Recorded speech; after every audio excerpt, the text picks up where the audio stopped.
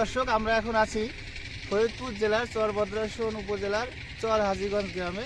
দেখেন আমার পাশে আছে একজন এসএমই উদ্যোক্তা, যিনি প্রত্যেক বছর পেঁয়াজের বীজ উৎপাদন করে থাকেন। আমাদের সাথে আছেন বায়োজিৎ ভাই। তো বায়োজিৎ ভাই উনি প্রত্যেক বছরের ন্যায় এবারও পেঁয়াজের কদম আবাদ করেছেন। তো ভাই, এবার তো মনে হয় যে পেঁয়াজের বীজ করে লাভ বেশি হয়েছে না? অবশ্যই। এই বছর কতটুকু জমিতে আপনার পেঁয়াজের কদম চাষ করছেন? এবছর 33-এর 5 বিঘের উপরে। 33-এর 5 বিঘাতে কদমের চাষ করছেন। তো কি কি জাতের চাষ করছেন? এটা আছে আপনার লাল কিং আছে, সুপার আছে, বাড়িপুর আছে আর সম্রাট আছে। সম্রাট, মানে 4টা জাতের আবাদ করছেন। জি। তো আপনাদের যে এখানে তো আমরা দেখতে পাচ্ছি বিশাল মাঠ, এখানে তোমরা যে শহ বিঘা আপনার কদমের আবাদ হয়। তো এই যে কদম চাষ করছেন, জি। তো এই বছর তো পেঁয়াজের মানে খুব ভালো লাভ হয়েছে। অবশ্যই। আচ্ছা, মানে মোটামুটি আপনাদের পেঁয়াজের বীজ উৎপাদন কেজিতে কিরকম খরচ পড়ছিল এই বছর? এবছর খরচ পড়ছিল মোটামুটি ভাবে 1500-2000 এরকম। হ্যাঁ, 15 না 2000-এর মতো পড়ছে। 2000 পড়ছে। 2025-এর মতো। কিন্তু আমরা লাস্ট মোমেন্টে তো আপনার মনে হয় যে 5000-6000 টাকাও বিক্রি করছেন। হ্যাঁ, আমি 6000 টাকা পর্যন্ত। সিজনের সময় একটু দাম কম ছিল, ওই সময় কম ছিল। তো আপনারা বীজ যদি মনে করেন যে আপনি সংরক্ষণ করে রাখতেন, তাহলে একটু লাভ বেশি হইতো না? অবশ্যই ডাবল হতো। রাখছিলেন নাকি?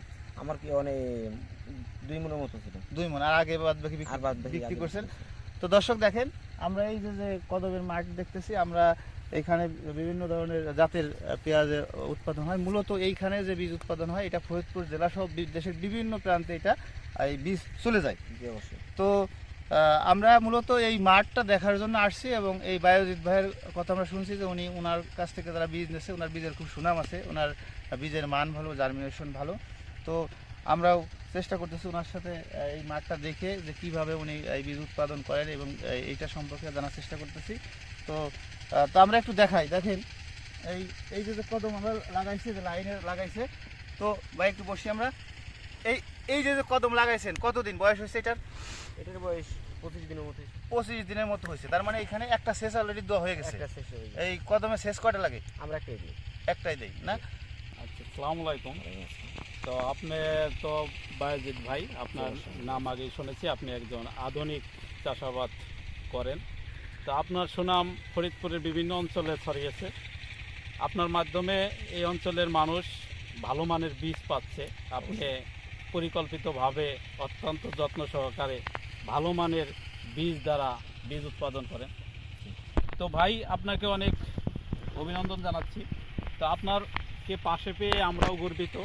আপনার হাত ধরেই আমরাও আপনার সাথে সাথে একটু এগিয়ে যাওয়ার চেষ্টা করছি। আপনি যে বিগত বছরগুলো যে মানের বীজ কৃষকদের হাতে দিয়েছেন, সত্যি কৃষকরা গর্ববোধ করে, তারা আনন্দিত। আপনার উৎপাদিত বীজ থেকে তারা ফসল উৎপাদন করে ভালো ফলন পেয়েছে। এবছরও আশা করি আপনি কৃষকদের সেই কাঙ্ক্ষিত চাওয়া পূরণ করবেন। তো বায়োজিৎ ভাই, আপনাকে কি কথা বলতে হচ্ছে যে আপনারা সেচ দেন কয়বার? শেষ আমরা একবারই দিই। একবারই দেন। আর সার দিতে হয় কয়বার? সার আমরা ওই একবারই বেশিরভাগ দিই, তো পরবর্তী দিই সেচের সাথে কিছু ইউরিয়া। আচ্ছা, তাছাড়া আমরা সার দিই না। আর মাঠে এই ভাল্ব রোপণের পর থেকে যখন আপনি বীজ কদম সংগ্রহ করেন, কতদিন সময় লাগে আপনার এটা? এটা প্রায় 3.5 মাসের মতো, 4 মাস। 3.5 মাস 4 মাস। তাহলে এটা হচ্ছে ডিসেম্বর, জানুয়ারি, ফেব্রুয়ারি, মার্চ, এপ্রিলের প্রথম দিকে কিংবা মাঝামাঝিতে মনে হয়, এই অর্থাৎ বৈশাখের শুরুতে কিংবা বৈশাখের মাঝামাঝি মাঝামাঝিতে আসবে। আসবে। ঠিক আছে, অনেক ধন্যবাদ। আমরা আপনাকে কাছে পেয়ে আনন্দিত। আপনার ভবিষ্যৎ জীবন আরও ভালো হোক, আপনার সফলতা ফরিদপুর সহ সারা বাংলাদেশে ছড়িয়ে পড়ুক, এই প্রত্যাশা করি। আর একটা কথা, এই কদমের চাষের জন্য কিন্তু আমি নিজে মৌমাছির খামার করছি। ওকে, অনেক ধন্যবাদ। বুঝছেন, শুধু কদমের চাষ বিলে কারণ হাত পরাগায়ন করা লাগে, এই জিনিসটা আমাদের আসলে দিকে লাগে না। দেখুন সম্মানিত বুঝছেন? দর্শক মণ্ডলী, আমাদের নিজস্ব বায়োজিৎ মৌমাছি ভাই খামার আছে। কতটা আধুনিক চিন্তাধারা তার ভিতরে কাজ করে। সে কদমের পরাগায়নের জন্যে, যাতে তার উৎপাদিত বীজের গুণগত মান ভালো হয়, বীজের জার্মিনেশন ভালো হয়, সেজন্য সে মৌমাছি চাষ করে পরাগায়ন বৃদ্ধি করে।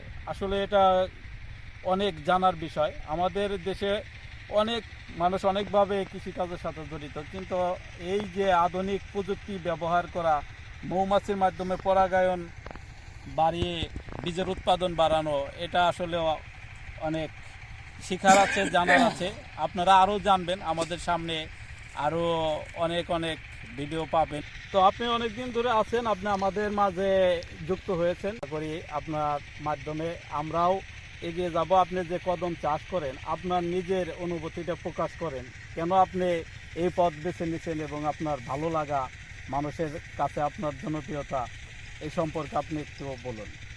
আসলে কদম চাষ করি, এটা আমরা বীজ উৎপাদন করি। বীজ উৎপাদন করার উদ্দেশ্য একটাই, যে অন্য অন্য ফসলের চেয়ে আমরা যে মুসুর টুসুর করতাম ওইগুলো আছে এটাই লাভ বেশি। আর যদিও এটাই রিস্ক অনেক বেশি, রিস্ক হলেও আমরা এদিকে বাংলাদেশে আমাদের পেঁয়াজে অনেক ঘাটতি আছে। এই বীজগুলো যদি আমরা উৎপাদন করে, যদি ভালো ভালো মানের বীজ যদি উৎপাদন করতে পারি, তাহলে আমাদের পেঁয়াজের ঘাটতিটা অনেক পূরণ থাকবে। তাই সেই ক্ষেত্রে আমাদের লাভও হয় অনেক বেশি অন্য অন্য ফসলের চেয়ে এই কদমের বীজে। এই জন্য আমরা আগে যে সমস্ত চাষাবাদ করতাম ওইগুলো ছাড়ে আমাদের মাঠকে মাঠ সব এখন বীজে চলে গেছে, কদমের বীজে চলে গেছে। দর্শক, আপনারা এতক্ষণ আমাদের এই বায়োজিৎ ভাইয়ের সাথে এই কদম চাষ সম্পর্কে আলাপ শুনছিলেন। আমরা পরবর্তীতে এর পরবর্তীতে যেসব করণীয়, এটা আমরা ভিডিওর মাধ্যমে আপনাদেরকে দেখানোর চেষ্টা করব। তো আমাদের সঙ্গেই থাকবেন। তো আজকের মতো এই পর্যন্ত, ধন্যবাদ সবাইকে।